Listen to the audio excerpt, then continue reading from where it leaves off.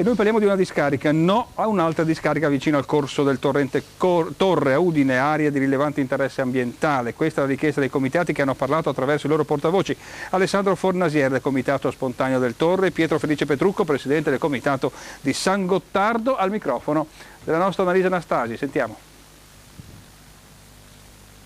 Dal 2001 un comitato è attivo contro la creazione di una discarica sul Torre. Quali sono però le problematiche che si potrebbero riscontrare anche per chi lavora vicino alla zona, dunque nell'area produttiva industriale? Abbiamo avuto la soddisfazione nel 2002 che è della bocciatura da parte della conferenza tecnica del sito di questa discarica, quindi c'è già una bocciatura per le problematiche che noi abbiamo sempre rilevato. Logicamente questo sito non rispetta le leggi sia delle distanze dei centri abitati, però una cosa che non contempla la legge è la vicinanza con il sito produttivo di Povoletto e di Remanzacco, e la vicinanza è estrema, ci sono 100-150 metri da fabbriche di 100-120 persone che verrebbero a essere coinvolte dalle problematiche della discarica, e teniamo presente che sono siti non inquinanti, e dentro abbiamo donne che potrebbero essere in gravidanza e persone quindi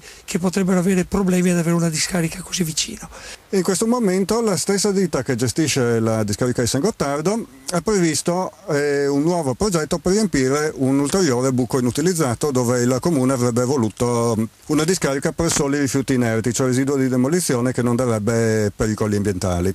La vicinanza tra più discariche lungo lo stesso corso d'acqua ha dato problemi nella zona del Cividalese a Firmano, dove non si riesce più a risalire a quale delle varie discariche sia a causa dei gravi inquinamenti che hanno trovato nelle falde. È stato approvato infatti che tutti i sistemi di protezione dell'invaso di rifiuti si bucano nel giro di una trentina d'anni, provocando delle fuoriuscite di inquinanti nella falda sottostante.